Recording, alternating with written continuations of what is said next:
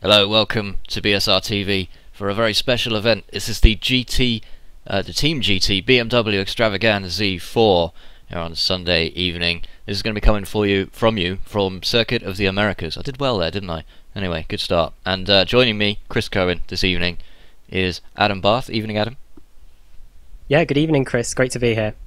Fascinating race in store, and hopefully Matt Dalton will be joining us for at least part of this broadcast as well, but we'll keep you on your toes at home with that one, and we'll see what happens there. So we've got a 70-minute race. Would you call that endurance? Not really, I guess. No, the FIA GT Sprint Series is an hour, so we'll call it a sprint. Yeah, why not? It's a 70-minute sprint with 2 enforced pit stops, as many laps as these drivers can do around this tricky circuit. Have you driven this one yet, Adam? Yeah, I've been having a go at it the last few days, and it's an absolute brilliant track to drive. Yeah, so we've got absolutely everything, and we'll show you a quick map of the circuit once we get into the session, hopefully. We've got hairpin bends, plenty of them. We've got wiggly technical bits. We've got fast corners, we've got slow corners. We've got single apexes, double apexes, triple apexes. I don't think we've got any quadruple apexes, but you never know. We'll see how it goes. Anyway, we have a huge lineup of absolutely fantastic drivers on offer this evening as well. From the likes of the Team GT boys themselves, who are hosting this one. Diego Camuni, De Mella, Palumbo, all of those guys. We've got Koba Lopez will be out there on the circuit. Mack Bakkum makes an entry as well. And any minute now, we should be able to go over to the circuit. But how have you found the BMW so far, Adam? It's fairly good to drive. However, coming out of the mid to low speed corners, it does get very squirrely, so watch out for that during the race. And with a new content patch, of course, we've got the benefit of traction control for the first time. Now, some people will see that as an advantage. It's easier to get out of these slow speed corners without spinning the car, spinning up those rear wheels with all that power on offer. And other people would see that as a hindrance, and it's actually going to be quicker to turn the rear end of the car around on corner exit if you're not using the traction control. Where do you lie on that fence? Well, in most of the sim races that I don't use the traction control, so it's going to be interesting, I think, seeing the cars get off the line and also around that first corner to see what happens. Well, it's going to be a 45 car grid, and the circuit can accommodate more than that, I believe, but limited to 45 just because you don't want so many cars on there that you're picking your way through back markers if you're one of the fast guys up at the front. And the first part of this circuit, which we will show you once we get in the session, just wondering where that session is, but we'll bring that up as soon as possible. The first part of the circuit is a sprint down to the very tight left-hander into that very first corner. That's going to be a little bit tricky to get into, isn't it? Especially with sort of 45 cars all heading down, they're all funneling together. I can almost guarantee, Chris, that there's going to be a crash into that first corner. Well, we'll have to see. Some of these drivers obviously have a great deal of skill. Most of them will, having to qualify for this particular race. So, with that in mind, it should be a little bit better than some of the sort of bottom split week 13 races, you hope? Yeah, the week 13 races I've been having the last few days, pretty chaotic down into that first corner. Yeah, absolutely. And because it's a new circuit, there's been a limited amount of time for everybody to practice. There are certain other simulators out there that do have the circuit on, so some people will be used to it from that. But I wasn't one of them, at least. How about you? No, apart from Formula 1 games, this is the first time I've been around it on a full simulation game. And the BMW as well is now one of 3 cars in the same class that we could potentially see all racing together on the same circuit at the same time, which would be absolutely fantastic if that were to happen. And well, let's hope we can see some of that at some point. And it's just BMWs today, so no advantage for anyone over anyone else based on the nature of their car. Well, what's the strengths of the BMW compared to the McLaren and the RUF that are on offer? Well, the BMW is probably much smaller than the McLaren and the RUF, so hopefully it should be a lot easier to handle, but we'll see as the race goes on. We certainly will. We have got about 5 minutes to go till we're going down to the grid for the start of this race. 70 minutes of racing, 2 pit stops. So because of the limited amount of fuel, I mean it's not just the BMW, it happens to have a tiny fuel tank. It's been limited especially for this race, so that that strategy element comes into play. It's what would you do? I mean, as a team, do you want all your drivers coming in at the same time on the same lap to minimise the amount of headaches, or would it be easier to pit some of them early and some of them a bit later? I think really it will depend on track position. Hopefully get the leaders in quick as they can, get them onto the fresher rubber, and then bring the other cars in straight after that. And how is the tyre wear? Because this car hasn't been out too long, so there's going to be limited data on how these tyres last. But 70 minutes is going to be, 2 minutes a lap, so about 12 laps on a set of tyres shouldn't be a problem if drivers choose to change them. No, it shouldn't be a problem. Hopefully if they don't spin their tyres up too much, they should be able to look after them. And that is a question as well. I don't know about the fueling times on this as well. You want to get in and out as quickly as possible. You have to make those 2 stops. No one says how long they have to be. So, I mean, in theory, I don't know if it's in the regulations that you can just go in a pit stop and come back out without taking fuel, but drivers will want to make the car as light as possible, I imagine, would they not? Yeah.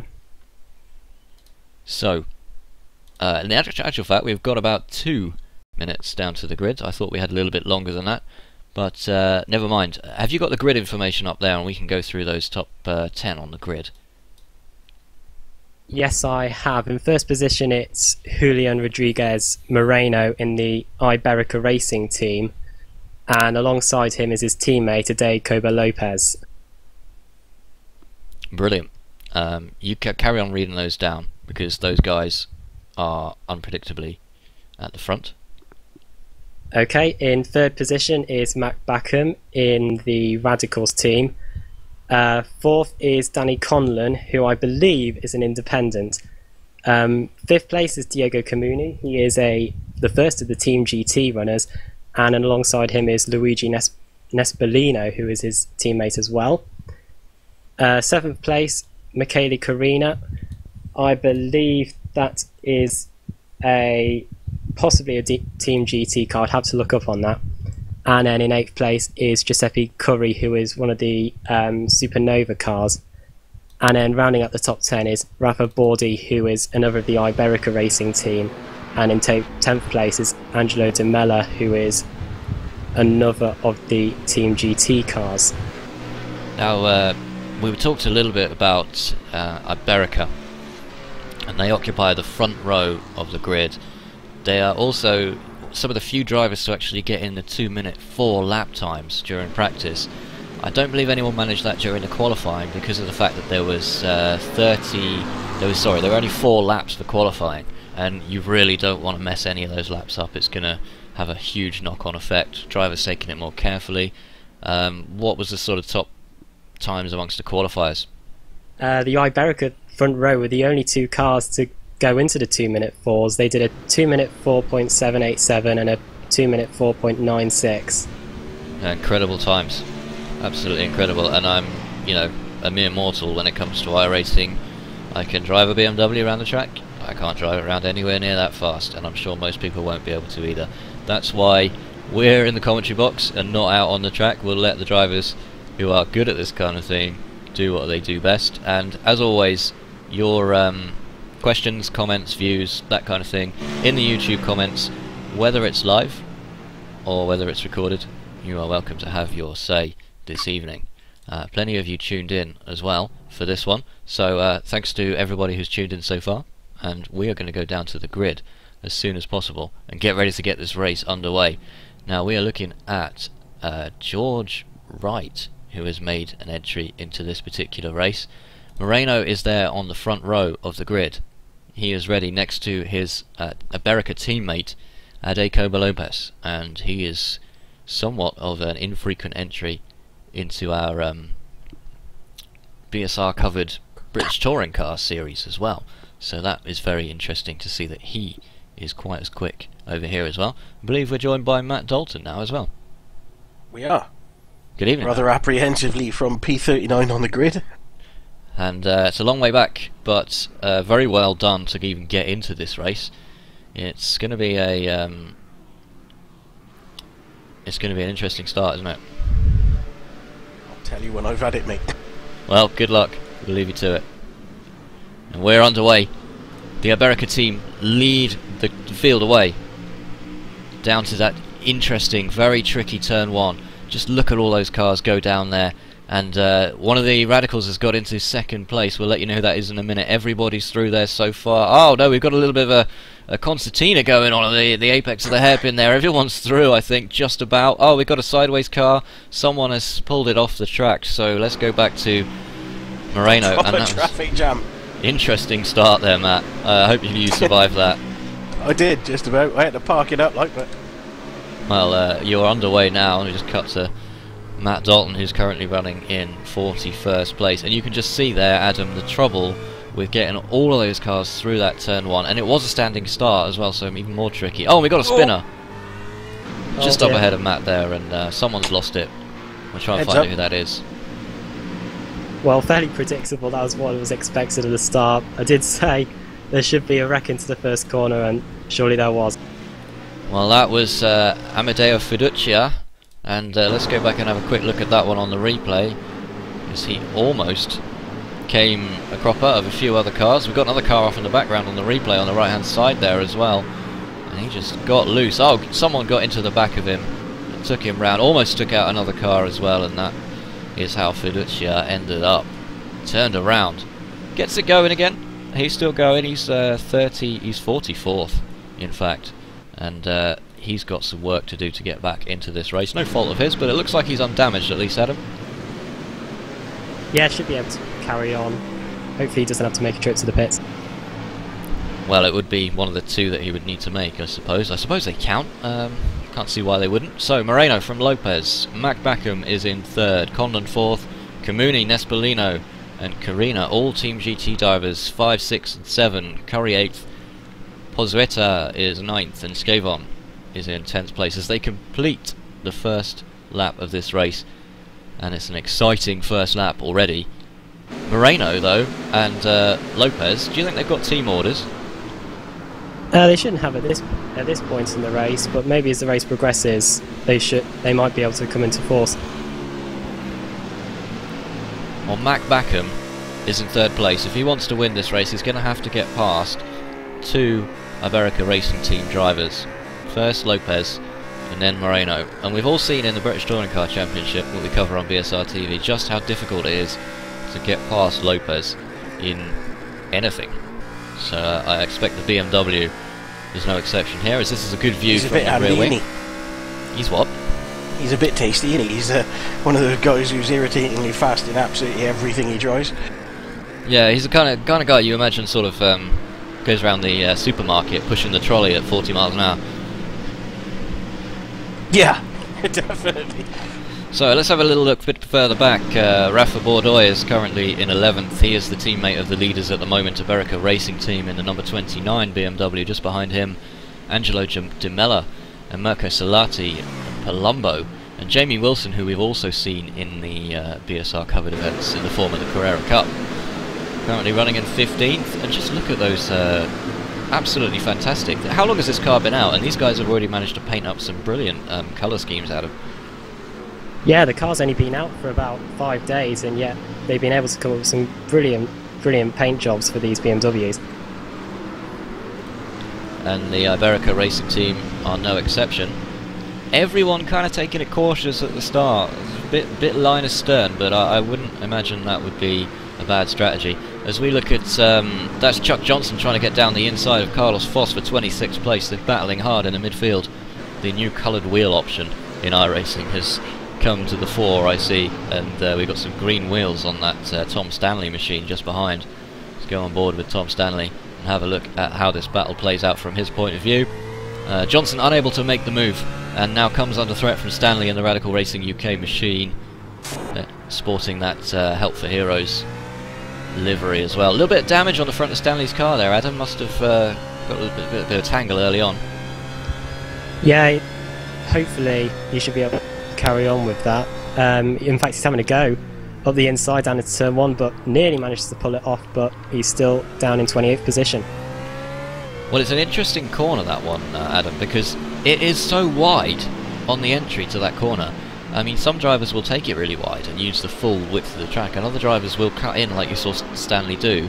And initially it did look like an overtaking manoeuvre, and then, you know, after he got onto the brakes, I thought, maybe that's just this normal line, you know, variety of lines on offer. We'll see which one turns out to be the fastest, though.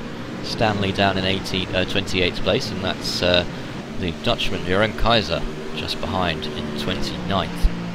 Yeah, we've got to watch out for that, because due to the massive amount of variety that the drivers can take into turn 1, there's surely going to be some contact on the exit. Now, speaking of contact, let's hope we don't have some here, because Schiave's down the inside of Pozueta, and if I murder anybody's names on the commentary, or Adam does this evening, then apologies. We did ask for some pronunciations in the forum, but they were not forthcoming, shall we say. So we'll go with Pozueta for the moment and hope it's right. But Schiave completes the manoeuvre, so he is up to 9th place, and another Team GT driver is moving up the field. But this 4-car battle looks like it could be there for a while. Pozueta's hanging on to the back there, although Curry looks like he has made a little bit of a move. He's gone 2.7 seconds ahead of Schiave now, so starting to pull away.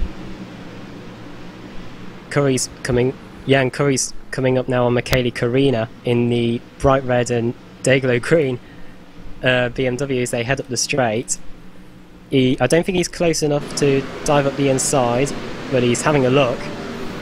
And Curina in the number 1 car, that is a stock paint, isn't it? So it's one of the few cars that didn't have a paint. Either that or our trading paints has let us down in the broadcast room over here. But very bright nonetheless. Nope. And the highest independent. That'll be me, a little bit of incident there from Matt Dalton. Something new we're trying in the commentary box this evening, apparently, is live race commentary in the form of Homer Simpsonisms. Yeah, I just had a little incident trying to get past Thomas Prendergrass, who's carrying some damage, and given the wall a little touch, but no damage, so I should be right. Leaders coming up to lap people already, so keep an eye out on that as they head down the back straight. And I believe that's Jonathan Smith there. He is the one going to be lapped by this particular manoeuvre, and there's a whole load of these cars coming down the very, very long straight now. It is a huge straight, isn't it? I don't know in terms of length what it is, but it must be getting on for a kilometre. Yeah, and Lopez is now coming under pressure from 3rd place Mack Bakkum in the Radicals car. Now we know Mack Bakkum is extremely fast. He's got a whole load of iRacing credentials under his belt already. He would love nothing more than to take this one as well in the 116 Radicals machine. Lovely Steel Series sponsorship on those Radicals cars, and they've taken opportunities for the iRacing coloured wheels as well. They've gone for the Radical Red, as we will now call it. But Lopez, who for seasons and seasons in the Touring Car Championship, never saw him overtaken in open racing. Does not like to be overtaken in open racing, Adam. It should be very interesting to see if Bakkum can get through, what the response from Lopez will be, and he has dropped back a bit from Moreno. I wonder if team orders are coming into force already. I wonder if he's leaving a gap for Moreno to build before the first pit stops. Just watching all of these cars coming through. The field separating a little bit, but not by much. We've still got a whole load of cars to come down that start-finish straight. So Curina, go on. Curina and Curry, they're having a bit of a battle as we head through the turns 2, 3, 4 complex. And Curry is right on the back of Curina. We'll see what he can do with this position. He seems to have dropped back a little bit actually in the technical section, but again, due to the lines people are taking, you know, you can both take the same amount of time to get through that particular twisty section and have completely different lines, which is what we saw there. And at the draft now, down the inside goes Giuseppe Curry. He's going to take that position away from Curina.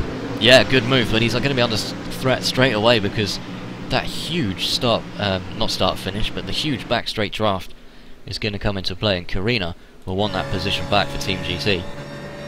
Yeah, he's in the slipstream. I wonder if he'll be able to have a go down into turn 12. He has a look, but I think he thinks better of it. In terms of lap time, they are running very similar laps, so 206.4 last time around for both of them. Not a lot to choose between them, so I think Curina might be able to stay on the back of Curry here. Yeah, it should be close. Well, that's 8th place for Curina, 7th place for Curry. Let's bring those positions up on your screen now after about 10 minutes of racing. We've got a whole hour more. If you're going to take that first pit stop, you know 2 pit stops are coming up. No reason why you can't take them whenever you like. When would you take that first one, Adam? Well, if I was thinking with my maths hat on, I'd be trying to split the race into fairly even segments. Probably pit 45 minutes in for the first stage. Probably that's what I'd go for. So we got a 70-minute race. Sorry, completely. My maths is terrible. I think we could see pit stops around about 20 minutes into the 20-25 minutes into the race, and then probably make a short second stint before making the final pit stop then. Well, there's 45 drivers that have got to get in and out of those pits twice during this race, and that might come into play as well. If you decide to pit at the same time as one of your rivals and you both end up trying to squeeze out of that pit lane at the same time. And the fuel strategies will be different as well, because at the end of the first pit stop, if you're taking on less fuel, you want to come in sooner than your opponent, you're going to be out a little bit quicker. You might be able to jump people there. Could be a strategy. Yeah, that could be a good strategy, hopefully, to make it work. I'm looking here at the battle for 10th and 11th. And this is Pozzueta against Rafa Bordoy, who is just behind him here. They are not separated by much. Bordoy has had a quiet race so far, keeping it in check, but he looks like he might be making the move. Doesn't do it at the end of the very long straight here. But he's gone wide. He's going to lose a little bit of time there. Still firmly attached, in fact, to the back of Daniel Pozzueta's. I'll get there in the end. BMW. Oh, Pozzueta's lost it. Almost. He's lost the line anyway, and he's going to have to give this one up. Yeah, that was close. That was a bit too close for comfort, in fact. Yeah, you do not want to hit your teammate out of the race, especially at this early stage. Well, let's go back and have another look at the little mistake there. It was only a tiny mistake as well, and it almost cost these guys. Very nearly contact. You get a good view from the onboard, from the overhead. There's the mistake. Bordoy almost chops the nose off. Ooh, it's inches between them. But I think Pozzueta had it under control. I think he knew he'd left enough room there. Hopefully, we'll go with that anyway. Meanwhile, a little bit further down the field, we've got a nice train of cars, about 31st place here. Andrea Mazziero is leading Pendergrass, Uglov, and then Pete Bevan and Stefano Falcetta. And there's not a huge gap between these guys. Hoping to see some good racing between some of these as well. And oh,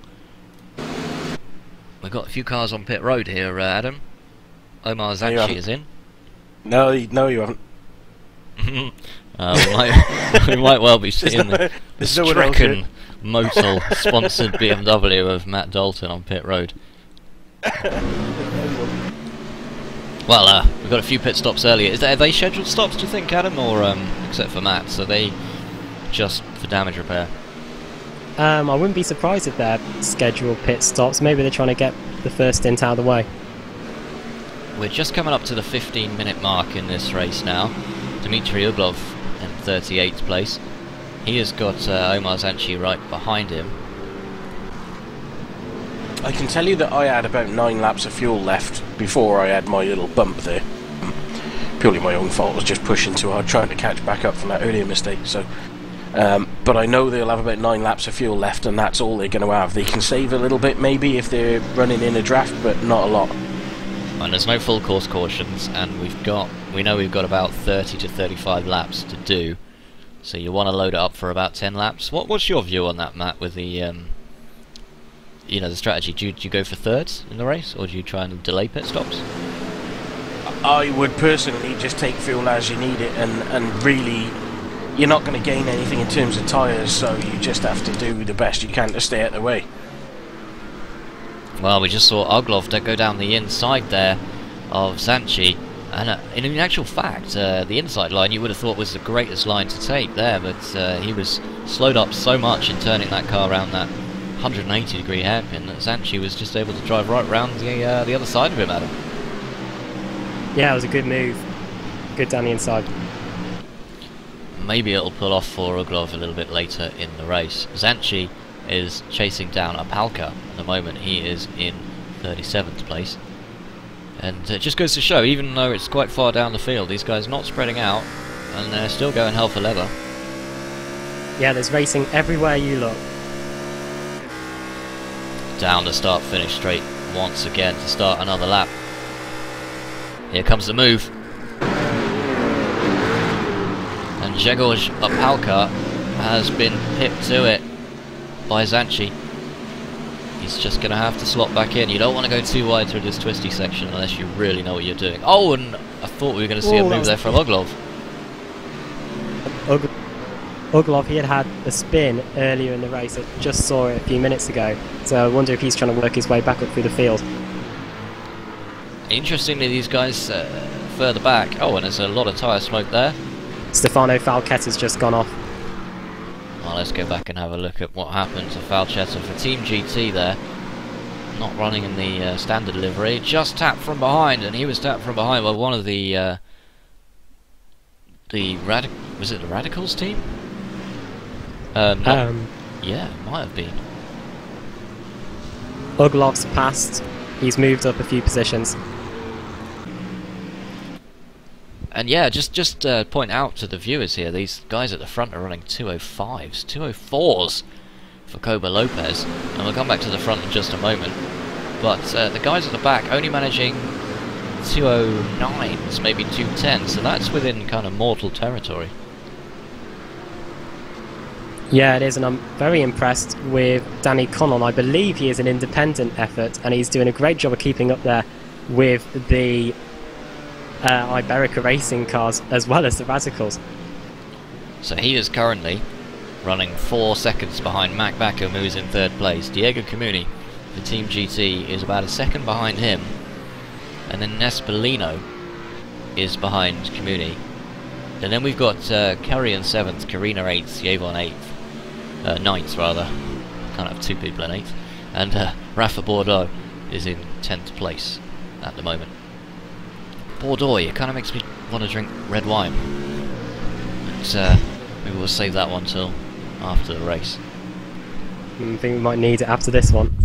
And the guy who with unquestionably the longest name, so long it doesn't actually fit on our overlays, is currently running 20th for Playful Bet Over Gaming, Juan Jose Sanchez Cuadrado. I can't say we've ever had a broadcast where we haven't had a name fit on before, but Cuadrado has managed to achieve that, so maybe some kind of award after the race for that particular achievement. Meanwhile, up at the front, Moreno just seems to be holding steady pace, doesn't he? He's not the fastest guy on the track right now, but it doesn't matter because he's in the commanding position. Lopez is starting to get close to him. I wonder if he wants the lead. Well, here as well we'll see if team orders come into play, because if Lopez is faster, and he has been over the last couple of laps, then will Moreno make him fight for that position? Or will the two of them be more interested in keeping Mack Bakkum behind? Because he is not very far behind. Let's go back to the spoiler cam from Moreno, and you can see those 3 cars. Very little to separate between them. Just having a little look there, yeah, Lopez thought about it, just maybe just moving out to see his braking markers. And that seems to be one thing that's quite absent from this track, Adam, clear braking markers. Yeah, the drivers having to think on their feet here. I'm just looking at the lap times. Lopez was 0.2 of a second quicker than Moreno on that last lap, so he definitely is in hot pursuit of him. Just look at the lines that Bakkum's able to take around this circuit. He's right on those dry curbs, and you can see those yellow corner anti-cut measures that will really punish any cars that get into contact with them, but these guys are able to get within inches of those and maximise the amount of speed they can carry through these lines. It's a great apex from Bakkum. They're really showing how to drive this BMW at pace, and a 2:05.5 on the race pace last time round, and he's the only clean driver on the circuit, well I should say the only driver on the circuit to put in a clean lap, Adam, that is in 2:04s under the race conditions. Yeah, don't underestimate him. The Iberica Racing team, they've been running away with the fastest laps at the moment, but it doesn't mean to say that he won't be up there. Oh, Lopez has lost it! Lopez has gone off. Well, rare mistake from Adekyoba Lopez, and that is going to cost him. He's going to be under immediate threat here. Let's see what happens. Danny Conlon, Diego Comuni want to get through there. Lopez will close the door. So he's dropped a position, and also 6 seconds of track time, but fairly good recovery, and didn't lose out to Comuni or Conlon behind him. So damage limitation there for Lopez. I wonder if his tyres might be going off. He might be thinking about a pit stop soon. Well, let's have another look at that. Lopez currently running in second there. Yeah, just the car just seemed to cut back on him. Let's go back and have another look at that one more time from the onboard and see what's going on from the cockpit. So the hairpin exit's okay, and then the tight right-hander, and it's here on the power that the car just snaps back. It was an overcorrection from Lopez, that's what it was. And quite lucky not to get the slowdown. He went back and rejoined the track in the correct place. But yeah, it cost him quite bad, Adam. Yeah, now it's allowed Bakkum to get right on to the back of Moreno.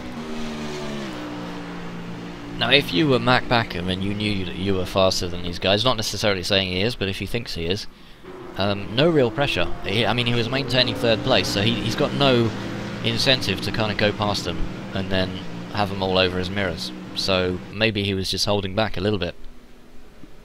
Yeah, we might be able to see his true race performance now. Well, 48 minutes still to go in this race. 2 pit stops still to come from most of these drivers. Bakkum's closing up, and suddenly that problem for Bakkum has halved, because instead of having 2 Iberica Racing Team drivers up in front of him, between him and the race lead, he now has 1.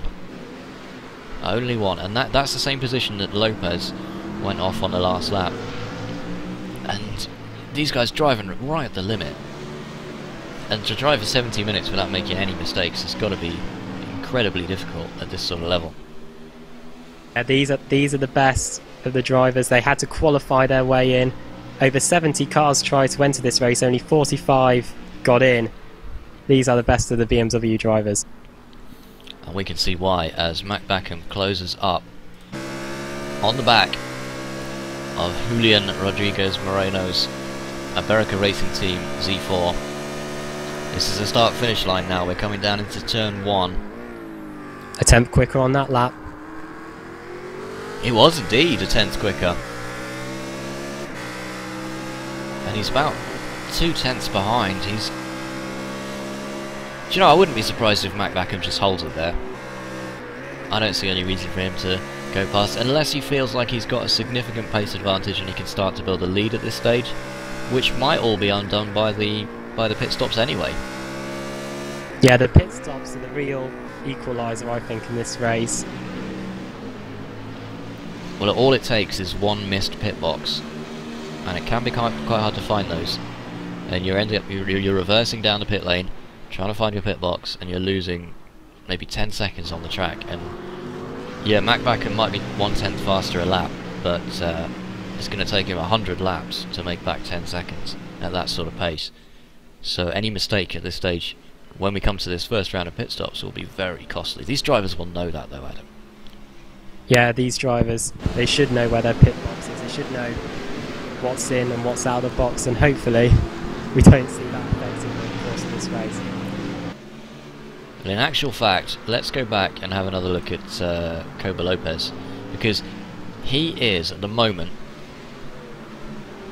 2 seconds ahead of Danny Conlon in 4th, and we saw when he went off the track he was right in front of Danny Conlon, basically shut the door in his face, prevented him from passing, but now has managed to pull that gap out. So really at this stage, Adam, the race is between these 3 guys, isn't it? Moreno, Bakkum and Lopez. Let's see if Lopez can close the gap. I'm looking forward to this comeback. He's currently running a little bit slower. So if there's anything to choose between these drivers, it's going to be absolutely marginal. And I can't wait to see what Coba Lopez can do on the charge. Jose Almeida, meanwhile, in 21st place. Oh, there's almost contact as they come down. Why were we not looking at this battle before? Marek Studnicka just behind, and then the teammates Andy Dalton and Tom Stanley. And there's another car behind there. Carlos Foss is behind. And I really thought there was going to be contact going into that hairpin there. I don't know about you, Adam. Yeah, just looking at some pit stops now. De Mella has come in. Let's go over to the pit lane and see what we can see. And is joined by, I believe, by one of the Supernova cars. That's the Supernova number 7 there.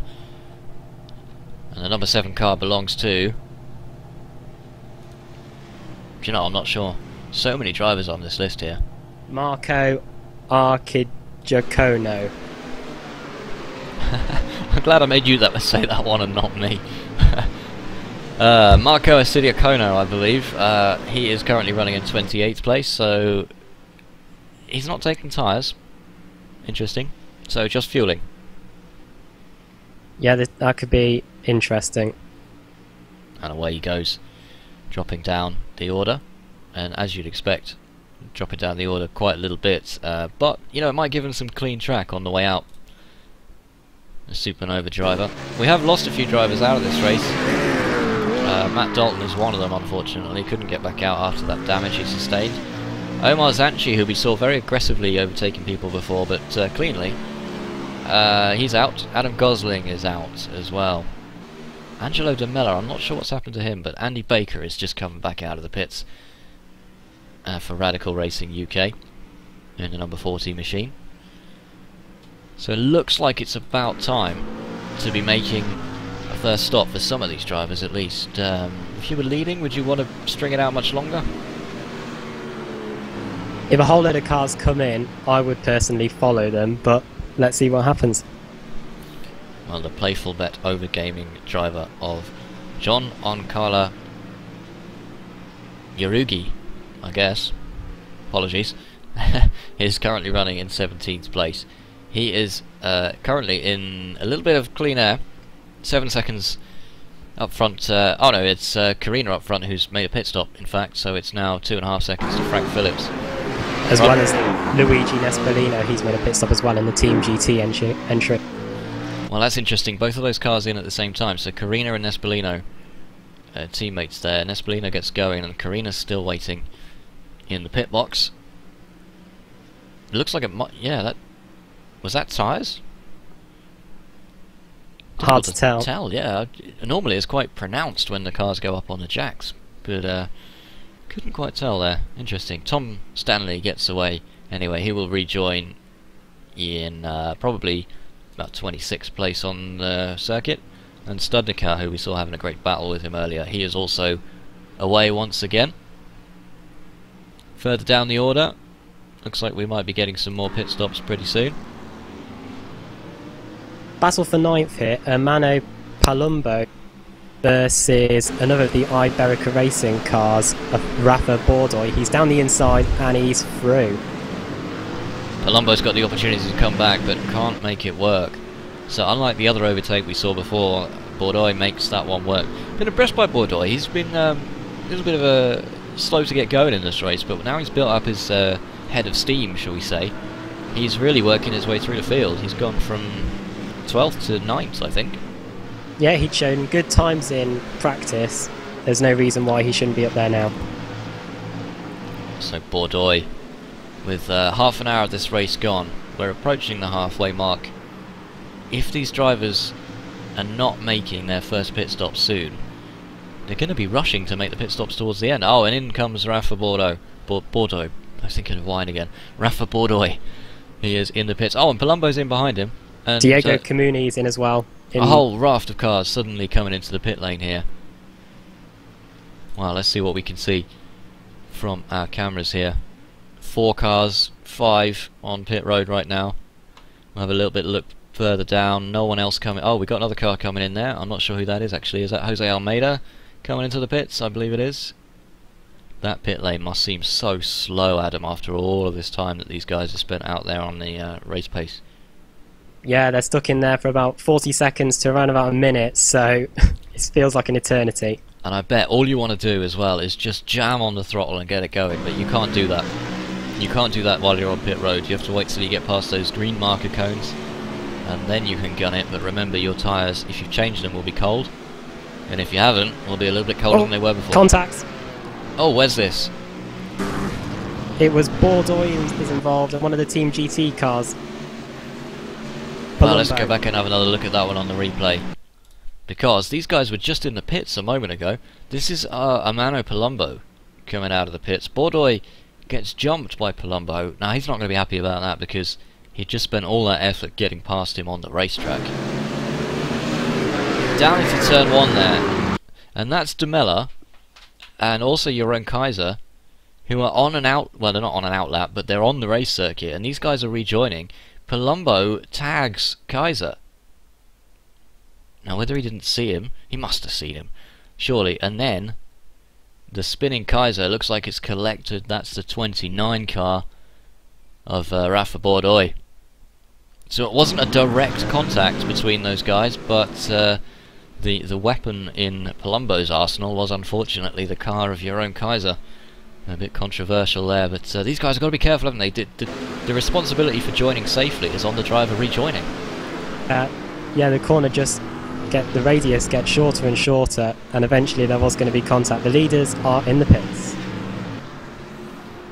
Moreno in, Lopez is in, and Mack Bakkum is also in the pit lane right now. A couple of other guys, Conlon in, so it seems like these guys are... oh, and Bakkum's out already. So's Moreno. I don't know whether he took fuel only. Well, these cameras are absolutely awful for that, but Moreno has got the jump by quite a gap as well. Yeah, I don't know whether he did anything in that pit stop. Well, he might have just might have been a splash and dash then, just to get him some clear air on the track. But meanwhile, coming out, Koba Lopez under all sorts of threat here from Diego Comuni and Luigi Nespolino right behind as well. 2 Team GT drivers, even though they've got slightly different paint schemes. Koba Lopez has got to be careful here. He's just gone wide on those cold tyres. Wants to keep it in check. Comuni's been on the rampage. He'd been down the order earlier, now he's right up there.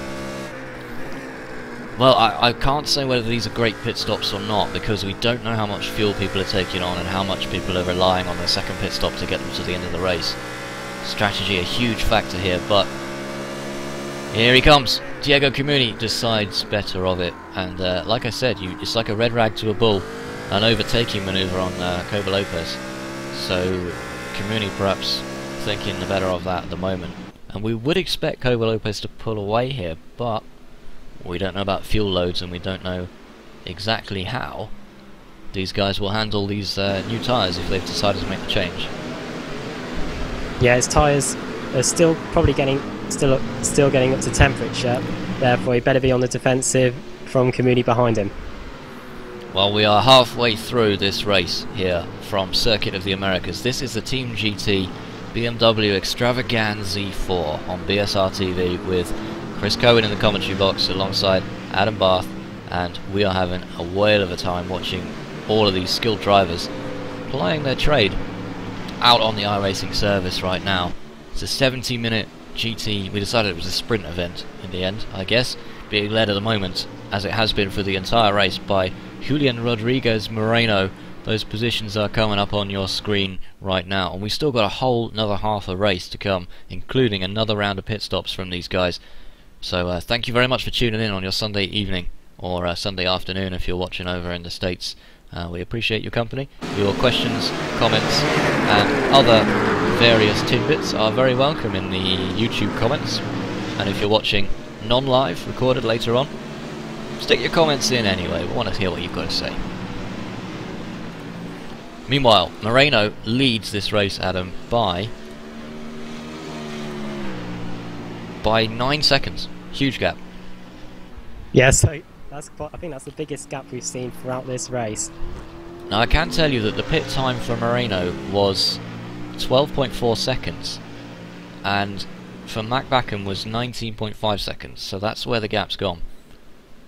And that must mean that he can't have taken on as much fuel. Simple as that. Yeah, would you say that he didn't take any tyres on? In 12.4 seconds, it seems unlikely. We didn't see the pit stop, so we're not entirely sure, but you know, if I'm one of these top drivers, I'd probably only take one set of tyres in this. I don't see the point taking two sets of tyres, unless the fuel load would mean that it doesn't hold me up in the pits to take that extra set. Yeah, track position is everything, and these are the top drivers, they want that track position. So a few drivers have taken their 2 stops already. George Wright, Jose Vergara, we've got Ferro, Patrick Valente, Ferro and Frank Phillips have taken 2 stops. Everybody else, except Dmitry Oglov actually, will have to stop one more time. And in actual fact, a couple of guys at the back there haven't made a stop at all yet, so they're going pretty well on their current fuel loads. It's Jonathan Smith just running in the 40th position, still plugging away at the back. He is currently apparently not stopped, although this information has occasionally been known to be wrong, so we'll see. Now Mack Bakkum is kind of finding himself out on his own there, Adam. 9 seconds to the guy in front, 10 seconds to the guy behind. This can either be a good thing or a bad thing. If it's a bad thing, because he might start to become a bit complacent, making an occasional error here or there. However, it's a good thing because he's in clear air and he can probably set a few good lap times and close down the gap to Moreno. A 22.5 second pit stop is a very long pit stop for Ade Coba-Lopez as well, in 3rd position right now. And viewers of the World Cup last time round will remember pit stop woes for Lopez there as well, as he was representing his country. He got caught up in a pit entry collision that saw his car catapulted into the barriers and out of the race just as he was supposed to be taking his pit stop. So unfortunate, that incident. Might well have cost him a few seconds here, but you never know. These guys might make a really quick pit stop the second time round and might well be back on the pace for the end of the race, Adam. Yeah, who knows what's going to happen. We've still got 32 minutes in this race still to go. And Ruben Velasco and Marco Arcidiacono are battling it out on track. Velasco is in that number 28 white machine, and the one just behind belongs to Arcidiacono, and Doriani Ricciuti is, I'm doing well with these, aren't I? Is in 24th. It's a 24th place. I have good days and bad days. But Carlos Foss is the ever-present threat in 25th, just behind. It's the view from Carlos Foss's Playful Bet over gaming machine. They go too wide just up in front. Ruben Velasco will hold on to that one, I believe. He's going to be in the slipstream down this back straight. Let's see if we can have a go down into turn 12. The supernova driver of Arcidiacono. Well, he's forced to the outside by Velasco, who takes the defensive line there, probably for the better. And now Ricciuti looks like he might be making a move as well on the outside, and Foss is right there as well. Arcidiacono almost did a door bang in there, Adam. Yeah, this is GT racing, probably more like touring car racing at the moment. And they're still too wide in the back. Ricciuti wants this position pretty badly, but Carlos Foss, don't underestimate him. He's been a solid runner all the way through this race. Looks pretty undamaged, that car as well, unlike the others just up in front of him. Ricciuti now up to 22nd position. Great move around the outside into those quick right-handers. And Arcidiacono must be wondering what he's got to do to maintain a position at the moment, because he's under threat from all sorts of people. Foss, a little wiggle on the exit there, perhaps a lack of traction control or a bit of a lead foot, has resulted in dropping off the back of these guys, which is most unfortunate. We've still got that battle going on. Rick Uti's position is not safe. Arcidiacono wants that one back. It's a great view through the S's here. Look at all these cars. It's a really twisty section, really technical, and there's no grass or gravel involved here. So if you go off, you just get the slowdown, and you don't lose control of your car, which is nice. However, it is quite steep out there. I've been testing the BMW the last few days as Arcidiacono goes wide and nearly loses the car. Ooh! Almost collected Foss on the way back on there, Adam. Yeah, what was I saying? The track is very dusty offline. I've been driving the car the last few days, and it can be very, very slippery, and on occasion you can spin the car out. Well, he just got caught out by the anti-cut on the inside of that corner. Kept it under control well, but look at this rejoin here. I think the back end almost stepped out on him there, and the car crabbed its way back on the circuit. Although he was clear of Foss in the end, so no harm done. Now, Jamie Wilson having a great battle here with Ferro, Patrick Valente Ferro. Wilson is in the green car just up in front, and that is Valente Ferro in the Radicals machine just behind. So it's Radicals against FT9 Craft racing here. Round the outside into the first corner. I think he's done it. He'll have the inside for turn 2, and he's through. So Patrick Valente Ferro gets the job done. There's half an hour left in this race, but he is up another position. Jamie Wilson down to 15th, although still running really well in this race.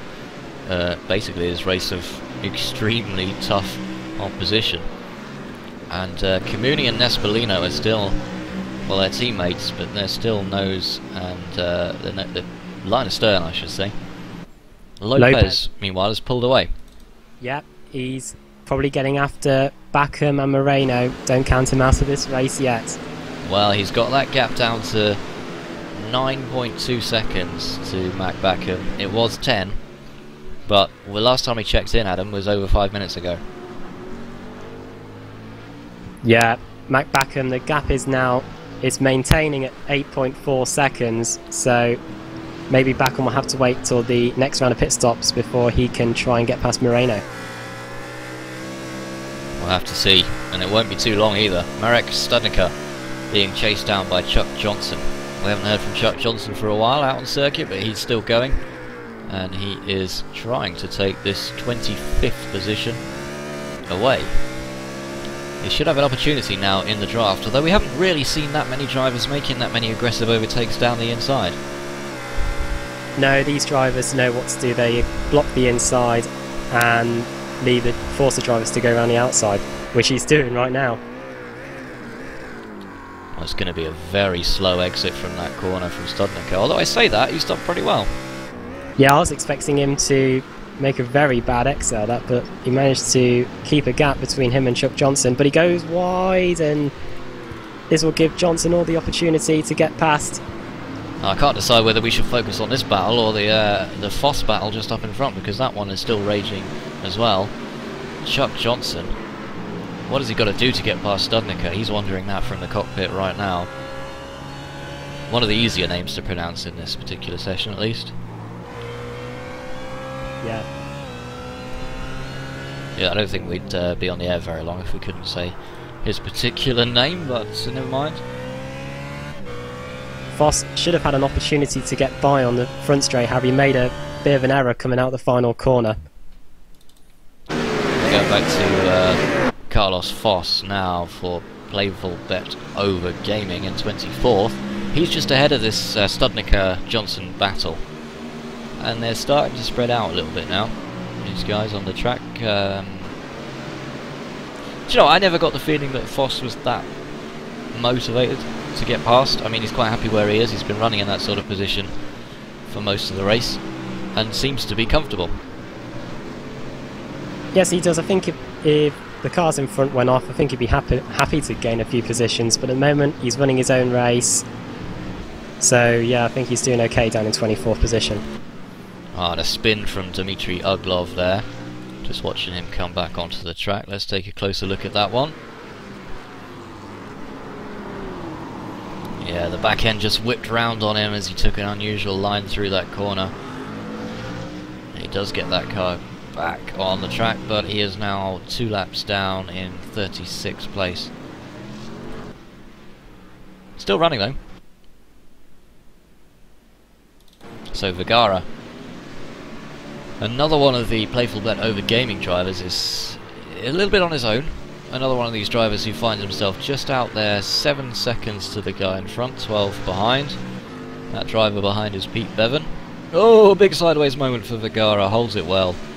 And that is where, you know, the correction for a rear-wheel drive car in a slide is to steer into the slide.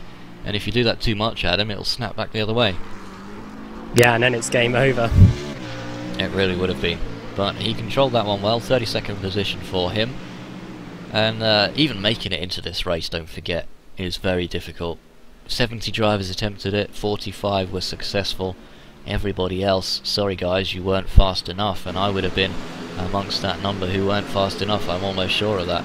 Now, oh, Moreno? What's happened to Moreno? Showing as 11th. That's not right, is it? Must be. I've got Bakkum posted as the leader at the moment. Wow, let's go back and have another look. Did something happen, or is he taking... No, he's taking his second pit stop and we've completely missed it. So that's what happened to Moreno. He's now in traffic though, that's the problem.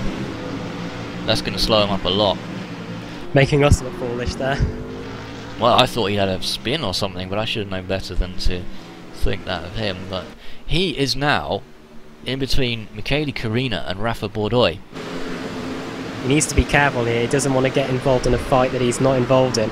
And that's his teammate Bordoy up in front, but behind rather, with the blue mirrors on the car. Moreno's the one with the red mirrors on the car.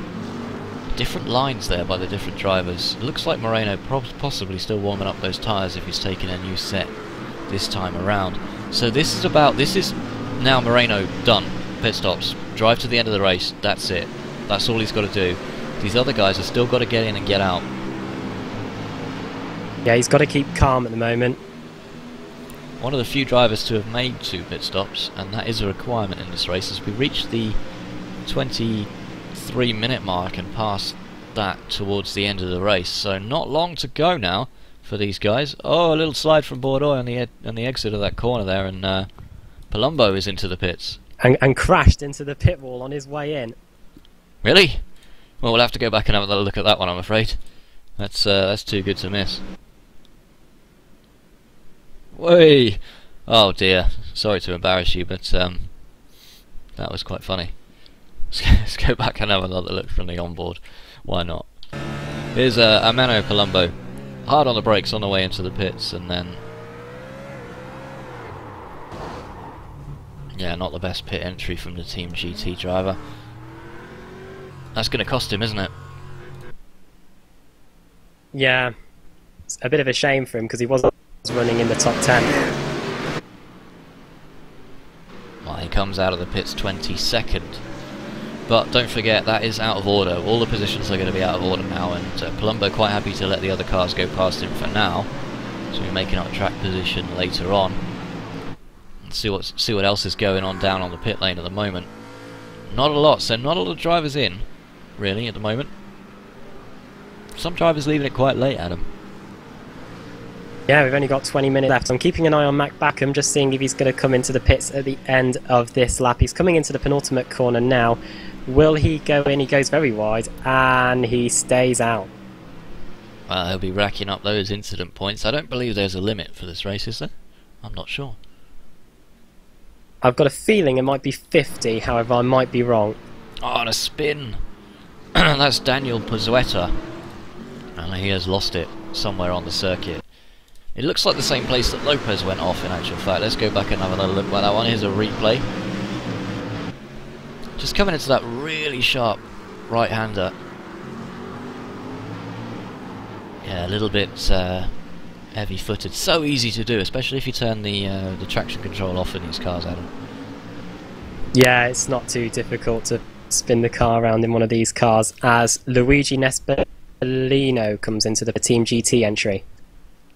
And no such pit wall woes for Nespolino right now. I don't believe anyone else is in at the moment. The pit's looking pretty empty. So Nespolino should have a nice easy run back out onto the circuit. It's going to drop him down a little bit, but you probably won't be too worried about that one. 21st place then, Carlos Foss. He has got past Marco Sidiacono there. He is finally making some headway. He's still got Ricciuti and Almeida up front. Jose Almeida has been looking pretty consistent the whole race as well. It's often a good sign. Oh, Sidiacono down the inside of Foss. Takes that position back. Will he? No, just on the inside. They've taken each other out. Oh dear. Well, Foss didn't quite give enough room. Tried to Foss his way through there, and I don't think that one worked very well. Sidiacono, meanwhile, his car is going to be destroyed as he nails the barrier. Let's go back and have another look at that one. And now here's the point of view of Sidiacono on the replay. Now he dives down the inside. He was 2 or 3 car lengths back under the braking zone and just decided to go for it there. He did get the car stopped. Yeah, from what I saw, it looked like Sidiacono might have crossed Foss coming out that first corner. Well, the point of view of Carlos Foss, and we don't have the benefit of his mirrors here, but we will see Sidiacono coming through. There he is. Yeah, it might have just been a little bit of torque oversteer, you know, on Foss on the exit of that particular corner. If he lost the back end slightly, that would have put him across the track into poor old Marco's car. Maybe we're giving him the benefit of the doubt, I'm not sure. Yeah, Diego Camuni has come into the pits. So Camuni is in. We can just see the back of that green, the blue and black Team GT machine. And Cuadrado has chosen to stay out here. And most of the other drivers... So while we saw a lot of drivers come in at the same time for the first pit stop, Adam, it seems like they've all got their own ideas for the second one. Yeah, I think it's their choice to come in whether they want to or not. They've got to think of a time to come in, and maybe they believe they have their own opinions whether the right time is to come in. Tom Stanley then is on pit road right now. That's about it at the moment. Very lonely pit lane. Still counting down the days till we get some animated pit crew in the iRacing service. There's the magical tyre changes that don't involve removing wheels. Kind of everything, I suppose. Chuck Johnson down the inside of Mazziero. It's a good place to make an overtake. That very difficult to come back and counter that, because you can see how twisty this is. It's almost like the guy that designed this track sort of had a few too many lagers one night. Yeah, I think it's based on the Maggots and Beckett's complex at Silverstone, but yeah, it is a fascinating piece of corners. Very difficult as well, because they're not the same as each other. So they're all done at different speeds on different lines, and they're keeping control of the car through there and driving it at pace. They're two very, very difficult things to combine. Camuni down to 15th after having made a second stop. Moreno is currently the leading driver, Adam, who has made 2 stops. So if we look at just the 2 stoppers, Moreno, Ferre, and then Camuni and Nespolino. The gap between Bakkum and Moreno is 36 seconds at the moment, so Moreno should inherit the lead when Bakkum comes in for his final pit stop. Well, the pit times have been about 20-25 seconds, and that's just the box time. So these drivers have got to get back in and out of the pits at the same time. You've got to add all that time on as well. That should be interesting. Battle for 8th and 9th between Curina and I'm having a look at who that is. That's Ferre in 8th place for Radicals. Just look how close these guys are getting. Ooh, almost Michele Curina into the back of Patrick Valente Ferro there. And Curina, I think, takes a sigh of relief, takes a deep breath and thinks, yeah, that was a bit close even for me. So that Steel Series rear wing is still firmly attached for now. And let's see what it looks like from Curina's point of view. So we go on board with the Italian driver for Team GT. Good thing it's a nice day. Wouldn't want to drive here in the wet. No, definitely not. So he might well have the advantage of the draft as we've reached the 15-minute mark left in this race. Curina, he's not going to get the job done, is he? No, he's way too far back. And the draft not having quite such an effect. I imagined it would be... Oh, we've lost someone. Who's that? Bordeaux. Good spot there, and the Iberica Racing Team driver seems to have got himself mixed up in something there. So we go back and have another look at that one on the replay. And that's the battle we were talking about just in the background. The blue mirrors on his car there. Bordeaux, yeah, just whips the rear end around. Actually didn't go past 90 degrees there, so was able to just carry on. Still lost a couple of seconds, but that could have been a lot worse, Adam. Yeah, it could have been a whole lot worse. Now Cuadrado has got Jamie Wilson right behind him. Look how close these guys are on the track. Jamie Wilson sporting the Neo Endurance strip on the front of that BMW. The FT9 Craft Racing machine versus the Playful Bet Over Gaming machine. Well, Wilson's looking for a way round. He's got the run. He's got the run in the draft. Now he goes down the inside. Now he will take this position down into turn 1, but can he hold on to it? Forces him out wide there. I was surprised by Cuadrado's lack of defence there. Well, not only the lack of defence, but it's almost like he was too slow to defend. When he finally did defend, it was too late. That's the time when you want to be taking the extra wide line that carries more speed on the exit, so you've got some kind of response to that sort of move. And as you can see, it's cost him 0.8 of a second, just that one overtake. Yeah, it's not good. Now Ricciuti is in the pits at the moment. Well, he's dropping down the field, but he was fairly highly placed before. This is his last stop of the day, so he gets going. And is that... it's not Schiavon, I'm not sure who that is just up in front. Follini, Matteo Follini in the 25 car gets back out on the track, but he is a number of laps down, so he is not racing with any of those guys at the front. I see the Okono is in the pits, and just look at the rear wing on that car. Looks like it's been a little bit bent out of shape, shall we say? Yeah, Ricciuti's just come out of the pits, just ahead of Ruben Velasco, I think. So that's becoming quite a bit of a battle as we head through the complex at the beginning of the lap. As we just find those guys out on the circuit there. 25th place to Doriano Ricciuti, and Ruben Velasco is in 26. But look at that, just looking for a way, trying to prise that BMW out of the way. And that's not going to work. Dives down the inside into the hairpin. Will take the position, but the cutback from Ricciuti as he tries to make that one. Well, he tries to nullify that overtake, and he's going to be able to do it as well. It looks like he's got the drag down the main straight here. Long straight. Velasco might be late on the brakes. Let's have a look. Well, we're down into the braking zone now. Velasco's already turned in. Oh, he turned in. Great bit of driving from Ricciuti to realise that. And do you know what? I don't know that Velasco should have been turning in there. Let's have another look at that one on the overhead, because that will give us a much better idea. But we'll have to have a look at the replay first before we draw any conclusions. And yeah, he does. He was Ricciuti's car was not inside by any means, so Velasco was far enough ahead to start that turn in. Still went wide, but a good bit of awareness from Ricciuti to get that car stopped in an extreme hurry. Cost him track position though. He's now 0.7 of a second behind instead of lodged on Velasco's tail, so 25th. Still a position to be fighting over, apparently. Rather that than broken front end of the BMW. And Mack Bakkum is into the pits, almost does a Palumbo, manages to keep the car under control.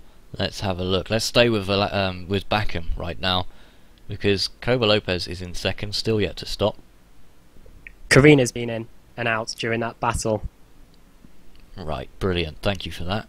And also, where is Moreno? He is 5th on the track at the moment, and that gap will be coming down. I'm watching him. He's just coming into the final corner now. Moreno will have it. I'm sure Moreno will have it. Mack Bakkum he's on the pit exit. He's on his way out of the pits. That was a quick pit stop. Moreno's just coming down the front stretch now. He's going into the first corner. Oh, Bakkum has it. I was completely wrong. Bakkum has it from Moreno. Unbelievable. Wow, that was such a quick pit stop from Bakkum. 12 seconds. And he must have done the opposite of Moreno. So Mack Bakkum is now effectively in the lead of this race. He's showing us third. The two drivers in front of him, Koba Lopez and Giuseppe Curry, are yet to stop. So an inspired piece of pit strategy has given the lead to Bakkum, as well as a significant number of very fast laps, I should point out as well. Great drive so far. Can he hold on to the end of this race? Only 10 minutes to go. Almost gets swiped by that GT car behind, and that is the BMW of Riccardo Schiave. Well, here's the thing, Moreno was quickest in qualifying.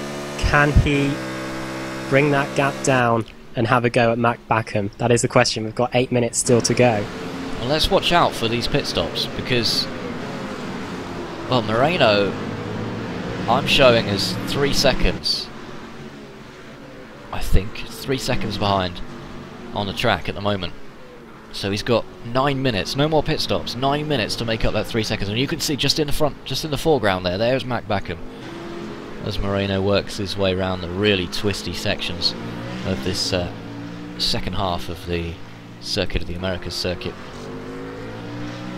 Now what's interesting to me is, when is Koba Lopez coming in? Because he's currently, I don't think he's going to be enough, is he? He's 22 seconds ahead. So Koba Lopez is going to leave that pit stop. But we saw Bakkum with a really quick pit stop there. The combinations, there's too many permutations, that's the problem. Well, this is the thing, we've got 8 minutes left, so it's going to be a very short stop for fuel, and maybe that's what we saw at the first round of pit stops, those guys staying behind a little bit longer, just so they can get that extra fuel to get to this point. And in actual fact, Danny Conlon's second pit stop was 9.7 seconds.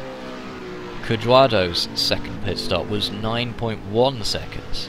So these guys taking extremely short stops here compared to their first stop, and you never know.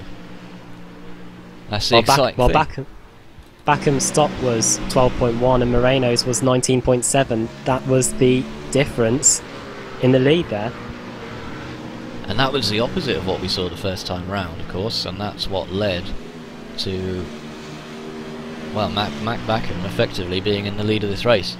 Of course, if anyone fails to stop for a second time, they won't be classified in the results, so that's not an option. But with 7 minutes to go here, anything could happen.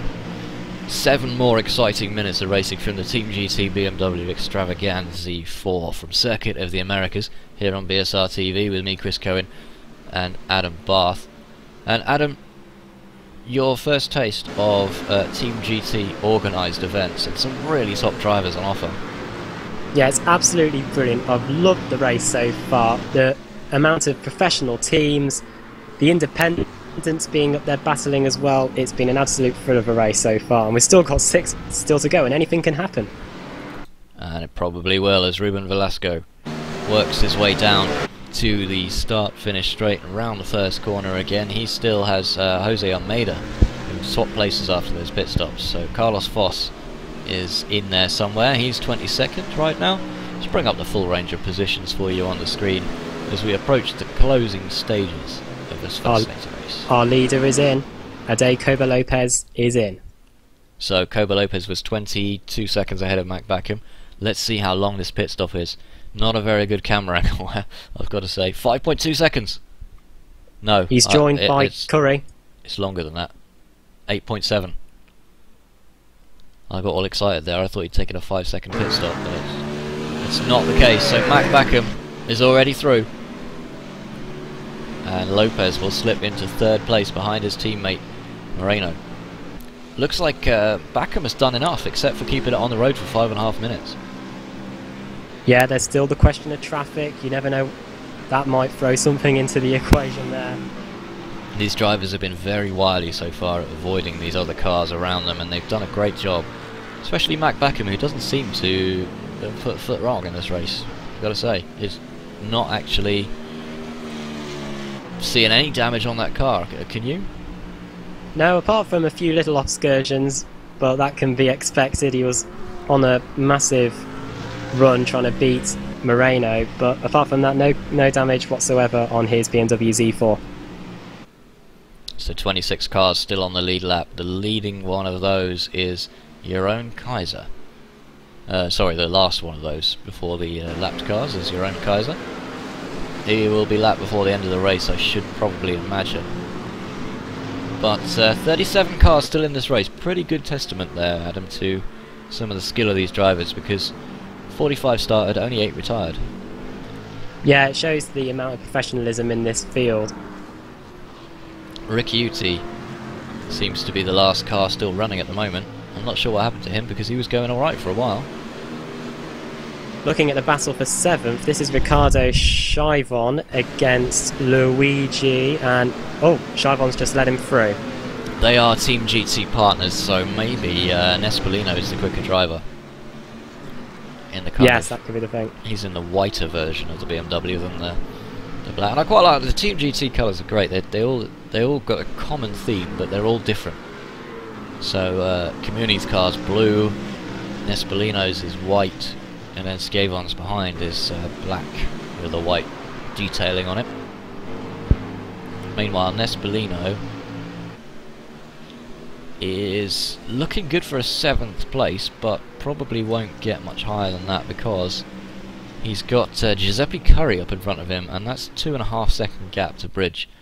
Might be bridge too far.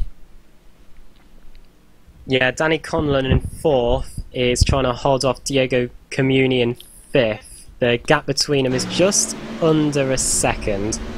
It'll be interesting to see what Comuni can do in these final 3 minutes. And also that gap is coming down at the lead. 1.4 seconds now from Mack Bakkum in the lead to Julian Rodriguez Moreno in 2nd place. And is that Bakkum just controlling this gap? Well, last lap, Moreno set a lap time of a 2-minute 5.1, whilst Bakkum did a 2-minute 5.6. That is half a second. I wonder if he's just controlling the pace. Now Conlon down the inside of Comuni. Comuni's going to lose 2 places if he's not careful there. As that's Giuseppe Curry right behind him, and it looks like Comuni got that one all wrong.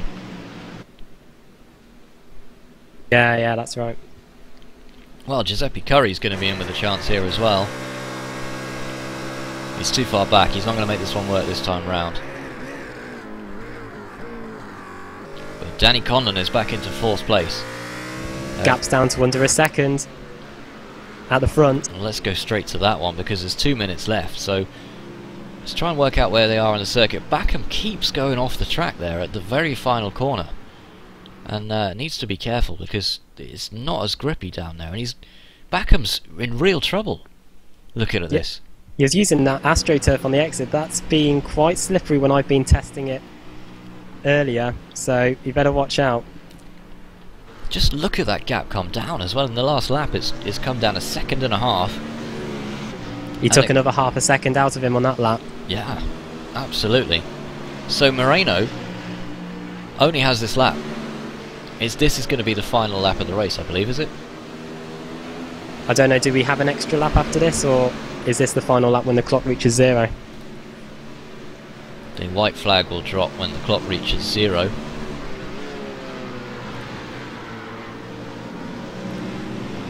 Yeah, you've got me.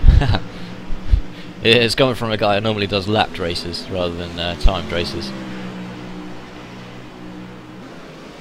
So Mack Bakkum now 0.7 of a second up on Julian Rodriguez Moreno, who was the second driver actually to have a name long enough not to fit on our overlay, so apologies for that. The O says Morenk, but never mind. He is just half a second now. This could come down to the wire. Bakkum tried to get a bit of a draft out of the back marker there, and he might be able to position it between himself and Moreno, but he's just not able to get past as we head into turn 12. Well, the back marker sensibly gets out of the way. That's exactly what I would have wanted to do as well, but nothing to choose between these drivers. Radicals versus Iberica Racing Team for the win of this particular race. This is brilliant. 70 minutes coming down to the final few seconds. Battle for the lead. This is going to be awesome if we have another lap. This is the final lap of the race. Moreno will have to do it here. Will he have a lunge? He's too far back, surely. Yeah. He's not going to do it. Oh, that was pretty close. Little wiggle from Moreno. Bakkum over the line, takes the win. Moreno second. Coba Lopez third, and he wasn't far behind as well, you know. Wow, what a race. That was incredible. Fantastic finish. There was tenths of a second between those guys as it came down to the line, but Mack Bakkum holds on through superior pit strategy and consistent results throughout the race. Danny Conlon, great fourth place. Comuni not far behind in fifth. Giuseppe Curry just coming over the line there. He is in sixth place. In seventh place, Nespolino. Eighth place, Schiavon. Ferre in ninth. And Josueta will come home in 10th place as well. Oh, a little bit of post-race wrecking going on. Oh, a few donuts from Curry. Well, sorry, Curry and donuts don't go together very well. And you didn't win, so you can't do donuts. We could be seeing him getting a few angry messages off a few people there. Well, pit lane woes aside, Palumbo is going to bring this home in 17th place. Good, just shows you what that just shows you what happens when you hit the pit wall. Indeed, absolutely. Well, let's bring those results up on your screen then. Mack Bakkum with a fantastic win. 0.4 of a second ahead of Moreno. And Moreno, well, he was the faster driver in qualifying, but it just goes to show, to last a 70-minute race you need more than to be able to just do hot laps, and it came down to the very, very finest wire on offer, I think. Yeah, it was absolutely brilliant. Lopez third, Conlon away back there in fourth place, Comuni not far behind him in fifth, then a gap to Curry, the Donut Master in sixth, and Schiavon seventh, Nespolino eighth, Ferro, Pozueta.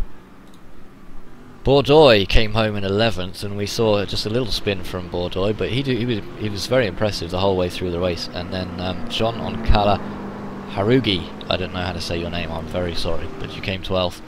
Juan Jose Sanchez Cuadrado in 13th, Solati 14th, Wilson 15th, Michele Curina in 16th, Ermanno I Palumbe 17th, Tom Stanley and Andy Dalton 18th and 19th, Marek Studnicka in 20th place, and then the rest of the results are up on your screen right there. And your own Kaiser in the end coming home in 27th place, and a great result from a chap who would probably freely admit he wouldn't be running with the front guys, but 27th impressive. Are you there, Jerome? Yeah, I'm here, Chris. Now, welcome to BSR TV, thanks for talking to us, and that was a great result, and you finished on the lead lap as well. Yeah, I just managed. I went into a few troubles in the first few laps, and after that I tried to one-stop it. It worked, but I ran out of fuel on the last lap. Just made it to the finish. Well, well done for hanging on in what was looked like a very tough race. And we saw you used as a pawn in a rather aggressive overtaking game. Why don't you talk us through that one down at turn 1? Oh yeah, when the two cars came out of the pits, I think you mean? That's right, yeah. Yeah, at that point one car was overtaking me, which I was fighting with for a while, and the spotter said clear when he came by, and I saw one car coming out of the pits in my mirror, so I thought it was clear, and yeah, I turned into him, so a big apology to Rafa for that. Well, it didn't do too much damage in the end to anyone's car. You seemed to finish the race okay beyond that. But how enjoyable was that versus how stressful? I think most of the time I've been looking at my fuel today, not at my race time, so it was very weird. And great result for you, 27th place. Thanks a lot for joining us, your own. Yeah, you're welcome. Now let's have a quick look to see if we can have a word with race winner Mack Bakkum. Are you there, Mack? Yeah, I'm here. That was a close one, wasn't it? Too close.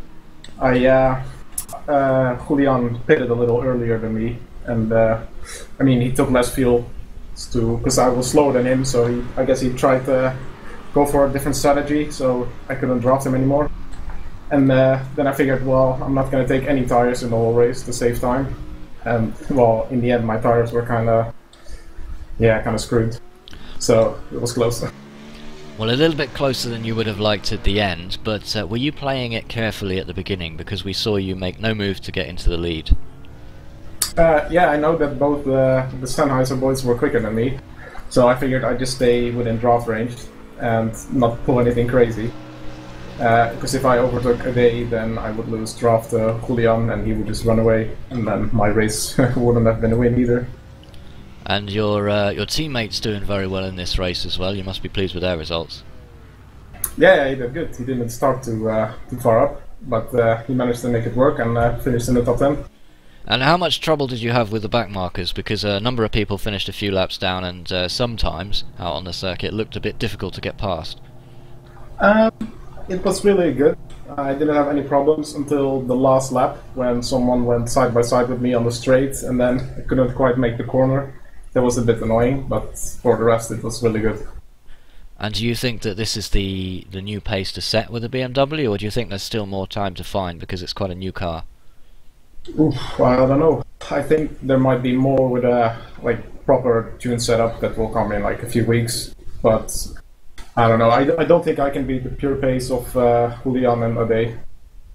But on race strategy, it turns out to be a fantastic win for Mack Bakkum. So congratulations, Mack, and we'll let you go celebrate. Thank you very much. Mack Bakkum there, the race winner by 0.4 of a second, and good sport, isn't he? Yeah, he is. Sounds like he had to work hard for that victory. Well, I think another lap on that clock, and that would have been it. I don't think we would have been looking at the same race winner, do you? No, and the fact that he had to hold on with those badly worn tyres shows a great driver. Well, great drivers all the way down the field as well. Been a thoroughly thrilling evening here on BSR TV.